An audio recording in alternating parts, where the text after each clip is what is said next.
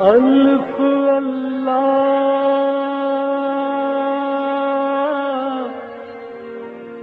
چمبے دی بوٹی میرے من وچ مرشد لائی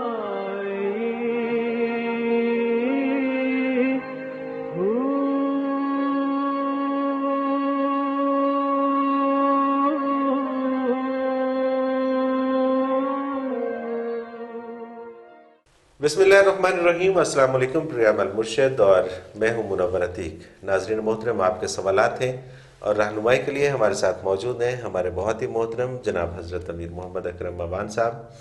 آپ سلسلہ نقشبندیہ اویسیہ کے شیخ ہیں، مترجم قرآن ہیں، مفکر قرآن ہیں، شاعر ہیں، ادیب ہیں، بہت سے حوالے ہیں آپ کے تعارف کے۔ حضرت جی بہت شکریہ، آپ نے وقت دیا۔ سوالات آج بھی ہمارے پاس بڑے انٹرسٹنگ، بڑے بنیادی اور بڑے اہم ہیں۔ جاوید گجر، ان کا سوال ہے ٹوبا ٹیک سنگھ سے، انہوں نے بھیجا ہے، بڑا اہم سوال ہے۔ حضرت جی یہ کہتے ہیں کہ حضرت جی ایک پٹواری صاحب کے پاس میرا ایک بالکل جائز کام پھنسا ہوا ہے۔ یہ ان کا سوال میرا خیال ہے کہ بہت سارے لوگوں کا سوال ہے۔ وہ کہتے ہیں کہ ایک پٹواری صاحب کے پاس میرا، دیکھیے مجھے ویسے بڑی حیرت ہوئی، انہوں نے پٹواری کو یہاں پہ بھی صاحب ہی لکھا ہے۔ احتیاط کا یہاں سے آپ ان کا اندازہ کیجئے۔ وہ کہتے ہیں کہ وہ 1.5 لاکھ رشوت مانگ رہے ہیں۔ میں 1.5 لاکھ کا بندوبست تو کر سکتا ہوں، لیکن وہ حدیث پاک یاد آتی ہے کہ رشوت لینے اور رشوت دینے والا دونوں جہنمی ہیں۔ اب دوسری طرف نقصان بھی کروڑوں میں ہے، خواری الگ ہے، کام بالکل جائز ہے۔ میری رہنمائی فرما دیجئے کہ میں کیا کروں۔ یہ مسئلہ بڑا اہم ہے اور یہ بڑا زیر بحث آیا تھا بر صغیر میں علماء کرام کے، اور یہ طے شدہ مسئلہ ہے، اس پہ تمام علماء کا اتفاق ہے۔ اچھا، کہ رشوت یہ ہے کہ آپ کوئی ناجائز فائدہ اٹھانے کے لیے کسی کو ناجائز پیسے دیتے ہیں یا سفارش کراتے ہیں، وہ رشوت ہے۔ کوئی ناجائز ذریعہ استعمال کرتے ہیں، یہ سب حرام ہے۔ ایک آدمی حکومت سے تنخواہ لیتا ہے ایک کام کی، ٹھیک ہے، آپ کا کام جائز ہے، درست ہے، اسے کرنا چاہیے، لیکن وہ کہتے نہیں مجھے کچھ دو تو میں کروں گا۔ اب آپ 1.5 لاکھ وہ رشوت مانگ رہا ہے، 1.5 کروڑ کا نقصان کا اندیشہ ہے، تو یہ 1.5 لاکھ رشوت نہیں ہے، یہ ڈاکہ شمار ہوتا ہے۔ ٹھیک ہے، لینے والا ڈاکو ہے اور دینے والا 1.5 لاکھ دے کے اپنا 1.5 کروڑ تو بچا لے۔ صحیح، بالکل صحیح۔ اور یہ ڈاکہ شمار ہوگا، یہ دینے والے پر گناہ نہیں ہے، بلکہ یہ الٹا مدعی ہوگا قیامت کو کہ مجھے اس نے لوٹا، اللہ اکبر، صحیح، کیونکہ اس کی مجبوری ہے۔ بالکل صحیح۔ اور کوئی سرکاری ملازم یہ سمجھے کہ میں نے اس کا کام کر دیا تو اس نے میری خدمت کی، یہ جائز نہیں ہے۔ جو آدمی تنخواہ لیتا ہے اس کام کے لیے وہ کسی سے کوئی خدمت لے، وہ حرام ہے۔ ٹھیک ہے، اور اگر خود سے بھی کر دے؟ کوئی نہیں کرتا خود سے، ٹھیک ہے، پسند سے کوئی نہیں کرتا۔ صحیح صحیح، خود سے بھی تب ہی کرتے ہیں کہ پھر کام پڑے گا تو کوئی مطلب اس میں بھی مفاد شامل ہوتا ہے۔ بالکل ٹھیک بات ہے، تو خود سے بھی کرے تو نہیں کرنا چاہیے۔ نہیں کرنا چاہیے۔ جس کام کی آپ اجرت لیتے ہیں، آپ کو وہ کام راس نہیں تو آپ ملازمت نہ کریں۔ جب آپ طے ہو گیا کہ آپ کو 10,000 15,000 20,000 ملے گا، یہ کام آپ کو کرنا ہے، تو صحیح پھر اس پر جن لوگوں کے کام ہیں ان سے لینا آپ پر حرام ہوگا۔ صحیح۔ اچھا، ایک چیز اور اسی کے اندر ہی اس سے ملتی جلتی ایک چیز ہے کہ ایک تو وہ شخص ہے جس نے کام کرنا ہے، ایک وہ شخص ہے جس نے کام کروانا ہے۔ اب جس نے کام کروانا ہے اس کی رسائی کام کرنے والے تک نہیں ہے۔ اب بیچ میں ایک صاحب آتے ہیں، وہ کہتے ہیں کہ جی آپ نے کام کروانا ہے۔ جیسے کنجروں کے دلال ہوتے ہیں، آپ اتنی تفصیل میں کیوں جاتے ہیں؟ تو دلالی تو شروع سے حرام ہے۔ صحیح، مطلب ہے کسی نیکی کے کام میں اگر کی جائے ٹھیک ہے، تو اچھی بات ہے۔ صحیح، برائی کے کام میں دلالی بھی برائی ہے، جتنی برائی ہے اتنی وہ بھی ہے، اور یہ اس سے زیادہ نقصان میں رہتا ہے کہ جتنی ان کو سزا اتنی اس کو بھی۔ تو اس نے پیسے لے لیے، اس نے کام کرا لیا، اس نے خواہ مخواہ درمیان میں اپنی عاقبت خراب کر لی. تو یعنی جو بندہ وسیلہ یا ذریعہ بنتا ہے، اگر نیکی کا ذریعہ بنتا ہے تو اتنی نیکی اسے بھی ملتی ہے جتنی کرنے والے یا کرانے والے کو ملتی. صحیح. برائی کا ذریعہ بنتا ہے تو اتنا ہی عذاب اسے بھی ملے گا جتنا کرنے والے یا کرانے والے کو ہوگا. اور یہ حضور نے فرمایا کہ یہ جو برائی کا وسیلہ بنتے ہیں، جب تک وہ برائی دنیا میں چلتی ہے ان کے کھاتے میں گناہ لکھا ہی جاتا ہے. صحیح. جو نیکی کا وسیلہ بنتے ہیں، کوئی نیک کام شروع ہوتا ہے، جب تک وہ قائم رہتا ہے اس وسیلہ بننے والے شخص کے اعمال میں بھی نیکیاں لکھی جاتی رہیں. اگر ایک شخص بے گناہ تھانے میں پھنس گیا ہے اور ایک صاحب وہاں پر آتے ہیں، وہ اس کو پیسے دلوا کے اس کو چھڑوا دیتے ہیں، ان صاحب کا کیا کردار ہوگا اس میں؟ نہیں، انہوں نے تو بھلا کیا. انہوں نے بھلا کیا. بندہ بے اور اگر اس میں سے کچھ پیسے انہوں نے اپنی جیب میں بھی ڈالے؟ نہیں، یہ تو زیادتی ہے. یہ زیادتی ہے. یہ تو نہیں چاہیے. یہ جائز نہیں. ہر چیز کی لمٹ ہے نا، ہر چیز کی حد ہے. اور دوسری بات یہ ہے، اصل مسئلہ یہ ہے، امام ابو حنیفہ رحمۃ اللہ تعالیٰ علیہ کے پاس کوئی شخص گیا، جی اگر ایسا ہو جائے تو کیا حکم ہے؟ انہوں نے فرمایا کہاں ہوا ہے واقعہ؟ صحیح. نہیں جی، ہوا تو نہیں، اگر ہو جائے تو انہوں نے فرمایا جب ہوگا تو پھر اس کے حوالے سے فیصلہ بھی کر لیں. ٹھیک ٹھیک ٹھیک. یعنی کہ جب کوئی وقوع ہوتا ہے نا جی، ہمارے اندازے اور ہوتے ہیں، اس کرنے کرانے والے کو پوچھا جائے تو حقائق کچھ اور نکلتے. ٹھیک ہے. اس لیے چیزوں کے فیصلے واقعات کے تب دینے چاہیے جب کوئی واقعہ ہو اور اس کی تحقیق کی جائے. مفروضوں پہ فیصلے نہیں. اب دیکھیں نا، ہمارا جو عدالتی سسٹم ہے، اس میں ہمارے وکلا حضرات، ہمارے ججز صاحبان، میں براہ راست تو کوئی بات نہیں کرنا چاہوں گا، ایسا نہ ہو کہ ہم پہ بھی تو انہیں عدالت لگی ہو، لیکن اس میں بہت ایسا چلتا ہے. میں ایک انگریز دانشور کو پڑھ رہا تھا جو جب برطانوی راج عروج پر تھا بر صغیر میں، تو وہ لکھتا ہے کہ ہندوستان کی عدالتوں میں دن بھر جھوٹ بولا جاتا ہے اور دن بھر جھوٹ لکھا جاتا ہے. ایسا ہی ہے. انہوں نے جان بوجھ کر نظام جو تھا ایویڈنس کا سسٹم، وہ ایسا بنا دیا کہ جس میں سسٹم آف ایویڈنس میں ایسی قیدیں رکھیں کہ بندہ نہ چاہتے ہوئے بھی اسے جھوٹ بولنا پڑتا. اور ہم اتنے قابل لوگ ہمارے حکمران آئے ہیں آزادی سے لے کر آج تک کہ ان سے وہ سسٹم چینج نہیں ہوا. صحیح. یا یہ کرنا چاہتے ہی نہیں. اب آپ کو عدالت میں اپنا حق ثابت کرنے کے لیے بھی جھوٹ بولنا پڑتا ہے، اور یہ آپ کو مجبور کیا گیا ہے کہ کسی نہ کسی ذرائع ان کو جھوٹ پر باندھا جائے. کسی انگریز سے بر صغیر میں جرم ہوتا تھا تو اس کی جو کارروائی اس کے خلاف ہوتی تھی وہ برطانیہ میں ہوتی تھی. وہ کہتے تھے کہ وہاں کا قانون درست ہے اور آزاد ملک ہے، آزاد قانون ہے. یہ سلیوری سسٹم ہے اور ان کے جو قانون اور لا ہیں وہ بھی فار دا سلیوز ہیں، غلاموں کے لیے. اللہ اکبر. اور وہ ایسی بات ہے، وہ غلاموں کے لیے یہ وہی چل رہا ہے. وہی چل رہا ہے. یہ تو ہمیں چاہیے تھا کہ ہمارا اب جو گواہی کا نظام یا شہادت کا نظام ہے وہ اتنا گندا ہے کہ آپ جھوٹ نہ بولیں تو آپ اپنا حق بھی ثابت نہیں کر سکتے. بالکل ایسے ہی ہے، بالکل ایسے ہی ہے. اور جب تک وہاں پر رشوت نہ دی جائے، جب تک وہاں پر پیسہ نہ چلایا جائے، جی رشوت تو بھی الگ کام نہیں چلتا. اگر آپ یہ فرض کر لیں کہ جج صاحب بھی بہت دیانتدار ہیں، آپ کا وکیل بھی بہت دیانتدار ہے، آپ بھی دیانتدار ہیں، آپ صرف اپنا حق لینا چاہیں، اس کے لیے پھر آپ کو جھوٹ بولنا پڑتا ہے. پھر جھوٹ بولنا پڑتا ہے. وکیل آپ کو سکھائے گا کہ یوں نہ کہو یوں کہو. ایسا ہی ہے، ایسا ہی ہے. تو یہ تو سسٹم کی ناکامی ہے، اور یہ ہماری مجبوری یہ ہے کہ ہم جب بیعت کرتے ہیں لیڈروں کی، یہ ووٹ دیتے ہیں بیعت ہی کرتے ہیں. صحیح. تو ہم ان چیزوں کا خیال نہیں رکھتے، ہم صرف یہ سمجھتے ہیں کہ میرا ذاتی کیا فائدہ ہوگا. بالکل ہے. اور جہاں پر لیڈروں کو بھی نظر آ رہا ہوتا ہے نا کہ یہاں ہمیں اس چیز سے کوئی حرج نہیں ہے، یہ چلنا ہے، تو وہ بھی دھیان نہیں کرتے. وہ کبھی اپنی تقریر میں نہیں کہیں گے کہ ہم سسٹم کو، ہم اس قانون کو چینج کریں گے، ہم نیا قانون لائیں گے، یا اس کے اندر وہ بس اپنی وہی باتیں جس سے ان کو فائدہ ہوتا ہے وہی باتیں کرتے ہیں. انیلا ہے جی راول پنڈی سے. حضرت جی یہ کہتی ہیں کہ میرا سوال ہے کہ جب میں نماز و تلاوت میں مصروف ہوتی ہوں تو سکون ملتا ہے، لیکن جیسے ہی دوسرے کام کاج میں لگ جاؤں بے چینی سی ہونے لگتی ہے. بعض اوقات نوبت ڈپریشن تک چلی جاتی ہے. ایک صوفی صاحب کو بتایا تو انہوں نے جو وظیفہ بتایا اس پہ 2 سے 2.5 گھنٹے لگ جاتے ہیں. براہ کرم کوئی آسان سا حل بتا دیجیے. یہ تو انہوں نے آپ کے گلے ایک اور مصیبت مڑ دی. بھائی یہ تو آپ پریشانی چھڑانے گئے تھے، انہوں نے ایک اور پریشانی آپ کے گلے مڑ دی، یہ تو کوئی ضروری نہیں ہے۔ 4 گھنٹے بات یہ ہے بیٹے کہ ہماری جو پرائرٹیز ہیں اور ہمارا جو انتخاب ہے وہ صحیح نہیں ہوتا۔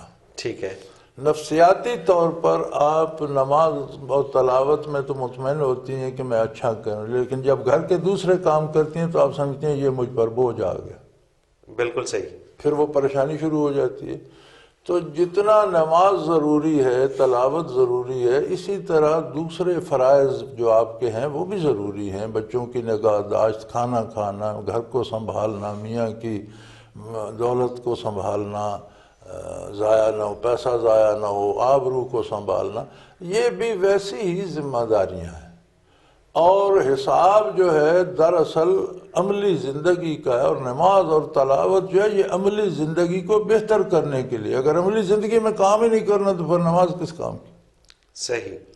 تو اگر ہم اس پورے پروگرام کو سمجھ لیں تو کسی اور وظیفے کی ضرورت نہیں ہے۔ نماز سب سے اچھا وظیفہ ہے، تلاوت سب سے اچھا وظیفہ ہے۔ اب قرآن کریم سے بڑا وظیفہ کیا ہوگا؟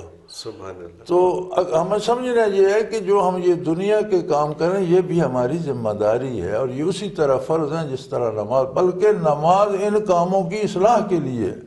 سبحان اللہ۔ اگر یہ کرنے ہی نہیں تو پھر نماز کا کیا فائدہ؟ صحیح۔ ان الصلاۃ تنہی عن الفحشاء والمنکر، یقیناً نماز برائی بے حیائی سے یعنی اچھے کام کرنے کی طرف لے جاؤ۔ کام ہی نہیں کرنا تو پھر اچھا کیا تو برا کیا؟ تو آپ اپنے شعور کی اصلاح کریں، اپنی سمجھ کی اصلاح کریں۔ جس فکر سے نماز ادا کرتی ہیں اسی فکر سے کھانا بنائیں، جس فکر سے تلاوت کرتی ہیں اسی فکر سے بچوں کی تربیت کریں۔ تو اپنے فرائض کو فرض سمجھ کر کریں تو پھر کوئی نہ ڈپریشن ہوگا نہ پریشانی ہوگی۔ صحیح۔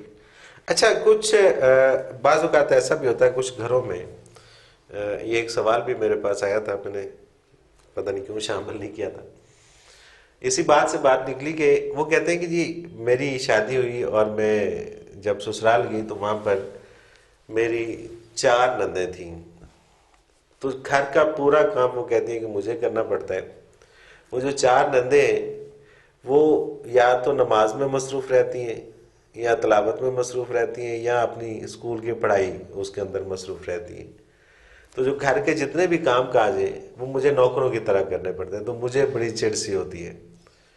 تو اس میں کیا ہونا چاہیے؟ میں کیسے اپنے آپ کو توازن ہونا چاہیے نا جی، ہر معاملے میں توازن ہونا چاہیے۔ ہر ایک کو اگر نندے یا باوجہ یا کوئی دوسرے رشتہ دار ہے تو وہ دوسرا کام نہیں کر سکتے، وہ اپنا کام تو خود کریں۔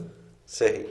اور یہ ہوتا ہے اکثر اس طرح، لیکن یہ ہونا نہیں چاہیے۔ مطلب اکثر گھروں کا یہ مسئلہ ہے، لیکن یہ ہونا نہیں چاہیے، اس میں یہ غلط ہے۔ ہم اب کوئی وہ ہمارے ہاں تو یہ دیہات میں یہ لوگ کہتے ہیں نا کہ جو بیوی بھی بیمار ہے، بیٹی کی شادی ہو گئی، اب گھر کام کرنے والا کوئی نہیں، کوئی بیٹی کی شادی کریں بہو لائیں، یعنی آپ نے ایک ملازم رکھ لو یار، کام کے لیے آنا ہے۔ صحیح بات ہے، صحیح بات تو وہ جو مقصد ہے شادی کا وہ یہ تو نہیں کہ وہ گھر کا کام کرے، مقصد تو ہے گھر بسانا ہے۔ اور بڑا اچھا طریقہ یہ ہے کہ شادی ہو تو میاں بیوی کو الگ گھر دے دیا جائے، انہیں آزادی دی جائے رہنے کی، اپنا کام تو کریں۔ بالکل ٹھیک، مناسب طریقہ یہ ہے۔ اور اگر جوائنٹ فیملی سسٹم میں رہنے تو پر ہر ایک کو اپنے حصے کا کام، بلکہ ہر ایک کو چاہیے کہ وہ دوسرے کے حصے کی بھی فکر کرے کہ میں اس کا کام کر دوں، سبحان اللہ۔ تو سب کے لیے آسان ہو جائے گا۔ اور پھر ایک یونٹی ہوگی، پھر محبت ہوگی، اتفاق ہوگا، اور یہ دنیا یہ چھوٹی چھوٹی باتوں سے ہماری بدقسمتی یہ ہے کہ ہم نماز اور قرآن اور اس کو پارسائی سمجھتے ہیں۔ نماز اور قرآن تو یہ کہتا ہے کہ اپنے حصے کا کام بھی کرو۔ سبحان اللہ۔ میں اپنے حصے کا کام نہ کروں، نمازیں پڑھتا رہوں، میرا کام کسی پر بوجھ بنو، تو اس نماز کا کیا فائدہ؟ اللہ کو کیا ضرورت ہے ایسی نماز؟ اللہ وہ کیوں منظور فرمائے گا؟ صحیح صحیح۔ نماز تو مجھے یہ کہتی ہے کہ اپنے فرائض بھی بجا لاؤ۔ بے شک بے شک۔ تو اگر میں وہ نہیں کرتا تو خالی نماز کو بہانہ بنا کر بیٹھ، پھر میری نماز نماز نہیں ہے۔ اگر میری اصلاح نہیں ہوتی نماز سے تو پھر اس کا مطلب ہے کہ میری نماز نماز نہیں ہے۔ اللہ اکبر۔ حضرت جی ایک وقفہ لیتے ہیں۔ ناظرین محترم، آپ بھی اس پروگرام میں اگر اپنا کوئی سوال ہمیں بھیجنا چاہیں تو اسکرین پہ ہمارا نمبر بار بار ابھرتا ہے، نوٹ کر لیجئے 0333 4955 اور اسی طرح سے ہمیں اگر آپ اپنا کوئی سوال ای میل کے ذریعے بھیجنا چاہیں، میل کرنا چاہیں تو ہمارا ای میل ایڈریس اسکرین پہ موجود ہے questions@almurshid.tv. اور اگر آپ ہمارے گزشتہ پروگرامز دیکھنا چاہیں تو آپ ویب سائٹ نوٹ فرما لیجئے www.almurshid.tv. اس پہ آپ ہمارے گزشتہ پروگرامز دیکھ سکتے ہیں. ایک مختصر سا کمرشل بریک، اس کے بعد حاضر ہوتے ہیں. ہمارے ساتھ رہیے گا.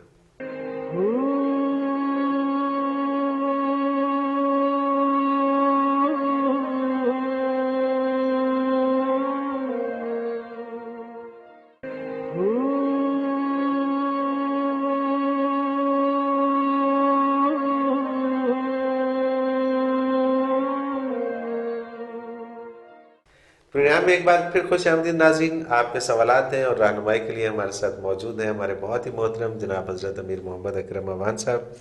حضرت جی، اگلا سوال یہ کرنل ریٹائرڈ ابراہیم شاہ صاحب ہیں کراچی سے. کرنل صاحب لکھتے ہیں جی کہ دنیا کی تاریخ میں بہت سے انقلابات پیدا ہوئے یا کیے گئے، مثلا انقلاب روس، انقلاب فرانس، انقلاب چین اور ہٹلر کا انقلاب. ان انقلابات اور انقلاب محمدیہ صلی اللہ علیہ وسلم میں بنیادی فرق کیا ہے؟ بہت خوبصورت سوال ہے. اگر میں سمجھا سکوں تو آپ دیکھیے گا کہ انسان میں دو جو خواہشات ہیں وہ بہت شدید ہیں. ایک قوت غضبیہ، ٹھیک ہے، غصہ آ جائے تو وہ اپنے آپ پر بھی قابو نہیں رکھ سکتا. ایک قوت ہے انسان میں قوت شہوانیہ، یعنی شہوت، خواہشات کی تکمیل، کچھ میں لے لوں، لالچ. صحیح. یہ دو طاقتیں انسان میں ایسی ہیں کہ جو وہ کچھ بھی کر گزرتا. ٹھیک. جتنے انقلاب آپ نے گنے ان سب میں ان لیڈروں کو یہ طریقہ آ گیا تھا کہ انسان کی ان جذبات کو بھڑکا کر ان سے کیسے کام لیا جا سکتا. ٹھیک ٹھیک. تو جتنے انقلاب دنیا میں آئے ہیں ان لیڈروں نے لوگوں کی قوت شہوانیہ کو بھڑکایا، پھر قوت غضبیہ کو بھڑکایا، لوگ ان کے ساتھ ہو گئے، انقلاب آ گیا. اس کے بعد کے حالات ایسے بنے کہ اب جرمنی میں آپ ہٹلر کا نام نہیں لے سکتے، چیئرمین ماؤ کو چین میں گالیاں پڑتی ہیں. یہی حال انقلاب فرانس کا ہے، دوسروں کا، روس والوں کو بھی لانتیں پڑ رہی ہیں. اب بالکل ایسے ہی ہے. ایسا ہی ہے نا. جو انقلاب نبی کریم صلی اللہ علیہ وسلم کا تھا اس میں یہ تھا کہ والذین معہ اشداء علی الکفار رحماء بینہم، جو آپ کے دامن سے وابستہ ہوئے ان کو قوت شہوانیہ اور قوت غضبیہ پر غلبہ حاصل ہو گیا. سبحان اللہ، سبحان اللہ. انہوں نے قوت شہوانیہ غضبیہ سے مغلوب ہو کر انقلاب پیدا کیے. جو لوگ آپ کے ساتھ تھے ان کو قوت شہوانیہ اور غضبیہ پر غلبہ حاصل ہو گیا، اور انہوں نے تمیز سیکھ لی کہ قوت غضبیہ کو کہاں استعمال کرنا ہے. اشداء علی الکفار، کفر کے مقابلے میں چٹان بن گئے. رحماء بینہم، مومن کے لیے وہ باد نسیم بن گئے. سبحان اللہ. یعنی کفر کے لیے برقے تپاں بن گئے اور سامنے مومن آ گیا تو باد سحر بن گئے. تو ان کو قوت غضبیہ اور قوت شہوانیہ پر غلبہ حاصل ہو گیا، اور انہیں پتہ چل گیا کہ کہاں قوت غضبیہ کو استعمال کرنا ہے، کہاں محبت کے جذبات کو استعمال کرنا ہے. تو یہ بنیادی فرق تھا. اسی لیے آپ دیکھ لیں کہ پوری اسلامی تاریخ میں اگر سختی کی گئی ہے تو کفر کے خلاف. بالکل ایسا ہی ہے.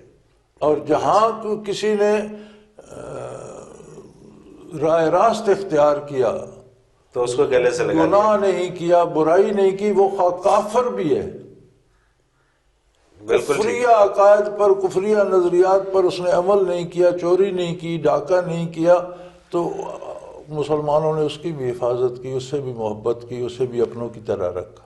تو جس نے کلمہ پڑھ لیا وہ تو ان کا جزو بدن بن گیا، جیسے اپنی جان ہے وہ اس کا ایک حصہ ہے.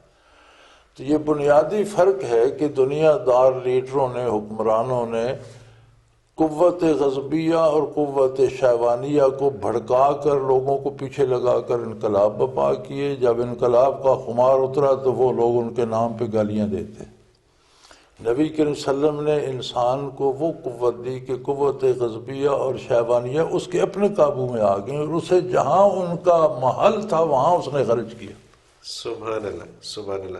حضرت جی انہی کا کرنل ریٹائرڈ ابراہیم شاہ صاحب کا ہی دوسرا سوال میرے پاس ہے، بلکہ اس کا جواب تو انہیں مل ہی چکا ہے. وہ کہتے ہیں کہ یہ آج کل پھر سے انقلاب و آزادی کی باتیں ہو رہی ہیں، آپ کے خیال میں کس قسم کے انقلاب کی ضرورت ہے اور وہ کس طرح برپا ہو سکتا ہے؟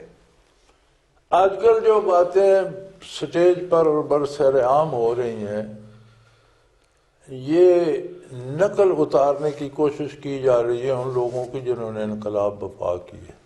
صحیح. لیکن جنہوں نے انقلاب برپا کیے انہوں نے کسی کی نقل نہیں کی، وہ اپنی طرف سے پورے خلوص کے ساتھ اپنے کام میں لگے ہوئے تھے. خواہ انہوں نے اچھا کیا یا برا کیا یہ الگ بحث ہے، بالکل ٹھیک ہے، لیکن جو کچھ کیا اس پر ان کی دھن سوار تھی. آج کل جو انقلاب کے نعرے ہیں ان میں انقلاب کی نہ ضرورت ہے نہ اس میں کوئی دھن سوار ہے، نہ حالات بہتر ہوں گے. اگر خدا نہ خواستہ انقلابیوں میں سے کوئی کامیاب ہو گیا تو میری یہ بات یاد رکھیے گا، حالات پہلے سے ابتر ہو جائیں گے. ٹھیک بات ہے، کیونکہ انقلابی ہے کوئی نہیں، ہے نہیں نا. یہ نقل کر رہے ہیں کہ چلو جی ہم بھی انگلی کٹا کر شہیدوں میں شامل ہو جائیں، انقلاب ہو گئے. جنہوں نے انقلاب برپا کیے انہوں نے کہاں دھرنے دیے اور کہاں ایک سرے سے لگے اور دنیا کو تڑپاتے اور لپیٹتے چلے گئے اور دوسرے سرے تک لپیٹ کے رکھ دیا. صحیح بات. لانگ مارچ اب اسلام آباد کا نہیں تھا، وہ لانگ مارچ تو سینکڑوں میلوں کا اور کئی سالوں کا تھا جو موزے تنگ نے. جی ہاں. پورا چین اس نے قدموں سے ناپ کے طے کر دیا، یہ نہیں کہ وہاں وی آئی پی گاڑیاں تھیں. اب ہمارے انقلابی لیڈر وی آئی پی کلچر پہ اعتراض کر رہے ہوتے ہیں اور خود جدھر نکلتے ہیں 35-40 گاڑیوں کا. یعنی اتنی وزیر اعظم کے ساتھ نہیں جتنی آپ وزیر اعظم، کیا آپ کچھ بھی نہیں ہیں تو آپ کے ساتھ ہیں، ایک جماعت کے لیڈر ہی ہیں. بالکل. اگر آپ ملک کے سربراہ بن گئے تو کیا کریں گے؟ آپ کو گھر سے ایئرپورٹ جانا ہوتا ہے تو ہیلی کاپٹر آتا ہے، ایئرپورٹ پہ پرائیویٹ جہاز کھڑا ہوتا ہے. یار اور وی آئی پی کلچر کا، آپ وی آئی پی کلچر کو گالیاں دے رہے ہیں. اب یہی تو وہ دورہ پیار ہے نا جی. یہ تو بونڈی ایکٹنگ ہو رہی ہے یار، یہ تو کچھ نہیں. میں تو اس سے کوئی حیثیت نہیں دیتا. صحیح. تو کس طرح سے انقلاب آ سکتا ہے؟ انقلاب کی بنیاد یہ ہوتی ہے کہ آپ کسی غلط چیز کے ساتھ میں ہوں تو خلوص سے. صحیح.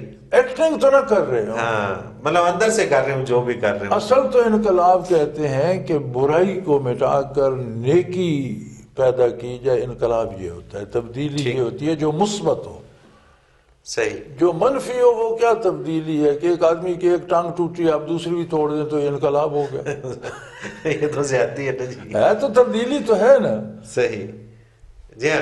حالات بڑے خراب ہیں، غریبی ہے، مفلسی آپ اور خراب کر دیں تو یہ کوئی تبدیلی تو نہیں ہے نا.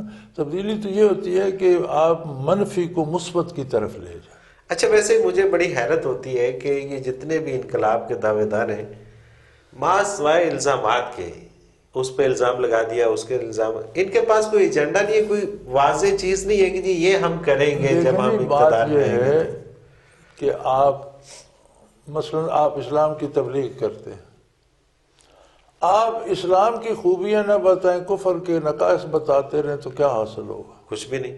ایک آدمی نے زہر کھا لیا، آپ زہر کی برائیاں بیان کرتے ہیں، آپ اسے کوئی تریاق کی بات بتائیں. جی کہ اس کو فائدہ کیسے ہوگا. لوگ کفر میں یا گمراہی میں یا برائی میں یا رسومات میں قید ہیں، وہ تو ہیں. آپ اس کی برائیاں گنواتے رہیں گے، کیا ہوگا؟ آپ کوئی اس سے چھٹکارے کی صورت، کوئی نیکی کی، کوئی بہتری کی صورت بتائیں. ہے ہی کوئی نہیں. یعنی یہ کہتے ہیں جی یہ نظام خراب ہے. ٹھیک ہے، خراب ہے نظام، ہم آپ کے ساتھ ہیں. وہ بہتر والا بنا کر دکھائیں نا، وہ دکھائیں یہ بہتر ہے کہ یہ صحیح ہے جی. یہ قانون شہادت ہوگا، یہ عدالتیں یہ کریں گی، پولیس یہ کرے گی، نظام تعلیم یہ ہوگا، میڈیکیشن اس طرح ہوگی، مالیات کا نظام یہ ہو. وہ بتائیں نا یار. وہ نہیں ہے. اصل بات تو یہ ہے کہ مجھے تو حیرت ہوتی ہے، آپ اپنی خوبیاں بیچیں، دوسروں کی برائیاں بیچ کر اپنا گھر کیوں چلا رہے ہیں؟ آپ آج جتنا میڈیا آپ کو کوریج دیتا ہے، آپ کھڑے ہو کے آج لوگوں کو بتائیں کہ جی یہ چیزیں آپ کے پاس جن پہ آپ نے امپلیمنٹ کرنا ہے، اور لوگوں کو سمجھ آئے تو آپ کے ساتھ ہیں۔ میڈیا والے مجھ سے ناراض نہ ہوں تو میں ایک عرض کروں کہ میڈیا کی مجبوری یہ ہے کہ جو لوگ دیکھنا چاہتے ہیں میڈیا کو وہ دکھانا پڑتا ہے۔ ٹھیک بات۔ لوگ جب یہ شور کرتے ہیں تو لوگ چاہتے ہیں کہ دیکھیں کیا ہوا، ٹھیک ہے، میڈیا کو دکھانا پڑتا ہے، جی ہاں، ورنہ میڈیا تو شاید اس راہ سے بھی نہ گزرتا۔ صحیح بات۔ میڈیا کی مجبوری یہ ہے کہ اب ایک چینل اگر ان کے جلسے نہیں دکھاتا دوسرے دکھا رہے ہیں تو لوگ اس چینل کو دیکھنا نہیں چھوڑ دیکھتے، دیں گے۔ نہیں دیکھتے، صحیح تو بات ہے۔ میڈیا کو بعض چیزیں خواہی نخواہی بھی دکھانا پڑتی۔ پھر کچھ ہمارے میڈیا میں تھوڑی سی ایک آ گئی ہے ریٹنگ کی بات، اور اس میں وہ کچھ حد سے آگے بھی گزر جاتے جی ہیں، ہاں، اور وہ ریٹنگ کے چکر میں سب کچھ چکر کر میں جاتے اس سے ہیں۔ کر جاتے ہیں۔ تو یہ کوئی بات نہیں، بات یہ ہے کہ آپ کوئی بہتری کی صورت بتائیں بالکل کہ ٹھیک۔ جناب اگر آپ ہمیں موقع دیتے ہیں تو ہم یہ تبدیلی لائیں گے۔ اور پہلے سیاسی جماعتوں کا یہی ہوتا تھا، ہر سیاسی جماعت کا ایک مینیفیسٹو ہوتا تھا، پروگرام ہوتا تھا، لوگ اس پروگرام پہ ووٹ دیتے، بعد میں پھر وہ ردی کی ٹوکری میں پھینک دیتے تھے، پھر عمل نظام اس پہ وہی نہیں چل رہا ہے کرتے جو تھے۔ چل رہا ہے۔ جی ہاں، عمل نہیں کرتے تھے۔ جی تو اس وقت ضرورت ہے کہ کوئی لاہ عمل دیا جائے کہ اس پہ۔ ایمن واقعٹ سے یہ کہتی ہیں کہ حضرت جی برائے مہربانی اس حدیث پاک کی وضاحت فرما دیجئے، صفائی نصف ایمان ہے، اس سے مراد کون سی صفائی ہے؟ عام طور پہ اسے گھر یا گرد و پیش کی صفائی سمجھا جاتا ہے۔ جی، صفائی سے مراد صفائی ہے، آپ کے وجود کی ہو، آپ کے لباس کی ہو، آپ کے گھر کی ہو، آپ کے برتنوں کی ہو، آپ کے کاروبار کی ہو، اس میں بددیانتی نہ ہو، دیانتداری ہو، صاف صاف کاروبار ہو، ہیرا پھیری نہ ہو، چوری رشوت نہ ہو، آپ کے نظریات کی ہے، عقائد صاف ستھرے ہوں، ان میں گند مند نہ ملا ہوا ہو، آپ کے کردار کی ہے، تو یہ ایز اے ہول صحیح۔ ہر شعبے میں خیال رکھنا کہ یہ صاف ستھرا ہو، آدھا ایمان یہ ہے۔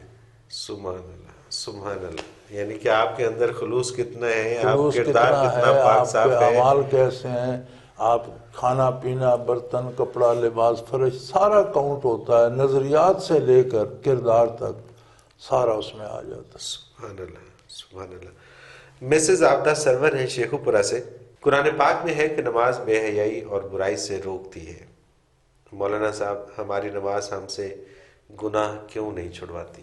اس لیے کہ ہماری نماز میں جان نہیں ہوتی، اب مردے کیا گناہ چھڑائیں۔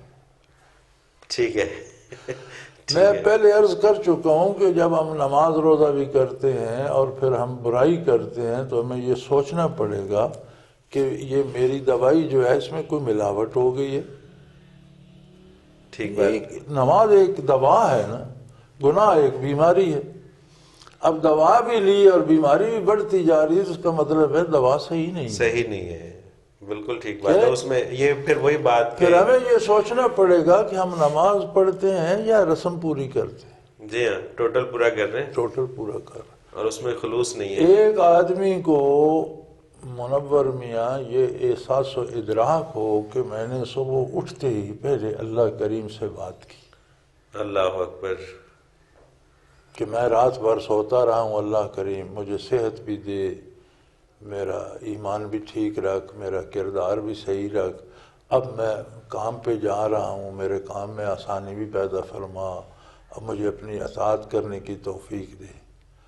دوران کام جب آپ کا ریسیس کا ٹائم آتا ہے یا تھوڑی سی بریک کا ٹائم آتا ہے تو دورہ آ جائے، پھر اللہ کے پاس جانا پڑتا ہے، یا اللہ میں آ گیا ہوں، اب تک خیر گزری، سبحان اللہ، سبحان اللہ، بہت اچھا رہا، اللہ اکبر، اب آگے میری پھر مدد فرما تاکہ میں کامیاب رہوں۔ عصر کے وقت چھٹی ہو گئی، پھر آ گئی، یا اللہ میں آ گیا ہوں، چھٹی ہو گئی، بڑا مزے کا دن گزرا، بڑا تیری مہربانی، تیرا بڑا شکر، بڑے مزے سے کام ہوا، اب میں گھر جاتا ہوں۔ مغرب ہو گئی، پھر حاضر ہو، یا اللہ دن تو ختم ہو گیا، رات شروع ہو گئی، تیرا شکر ہے آج کا دن بہت خوبصورت گزرا، اب میری رات بھی مزے سے گزرے۔ عشاء ہوئی، آپ سونے سے پہلے پھر پہنچ گئے، یا اللہ میں اب سونے جا رہا ہوں، اللہ مجھے صحت بھی دے، میں آرام کی مزے کی نیند سو جاؤں، اٹھوں گا تو پھر حاضر ہو جاؤں۔ اللہ اکبر، اللہ اکبر۔ تو آپ سوچیں، جب اس طرح کی نماز جب ہوگی تو اس پھر طرح سے بندہ سوچے تو پھر درمیان میں کوئی خرابی آتی پھر ہے؟ کوئی خرابی نہیں آ سکتی۔ اور پھر یقیناً وہ جو نماز ہے تو اگر وہ آپ- ہر برائی سے اور ہر بے حیائی آپ سے، نے اگر ٹوٹلی پورا کرنا ہے، اٹھک تو بیٹھک پھر کوئی فائدہ ہو نہیں گئی ہے۔ پھر نماز، سبحان تو اس اللہ، میں اگر اس اگر نماز کے ساتھ برائی چل رہی ہے تو ہمیں سمجھنا چاہیے کہ ہم نماز پڑھ نہیں رہے ٹوٹل پورا جی، کر کے آتا ہے، اس کی اصلاح نہیں ہوتی تو وہ سمجھ لے کہ میں نے کچھ نہیں کیا سوائے سفر میں دھکے کھانے کے، اللہ سیر سپاٹا ہو گیا۔ حضرت جی، اتنا دلچسپ موضوع اور اتنی خوبصورت باتیں، لیکن پروگرام اپنے اختتام کو پہنچا، آپ کا بہت شکریہ۔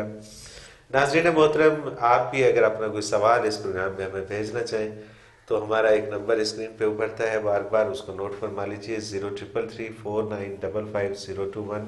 ہمیں SMS کیجیے، آپ کا سوال شامل کریں گے۔ اور اسی طرح سے اگر آپ ہمیں میل کرنا چاہیں تو ای میل ایڈریس ہے questions@almurshid.tv، اس پہ ہمیں اپنا میل بھیج دیجیے، ای میل کر دیجیے سوال، اور اس کو ہم شامل کریں گے پروگرام میں۔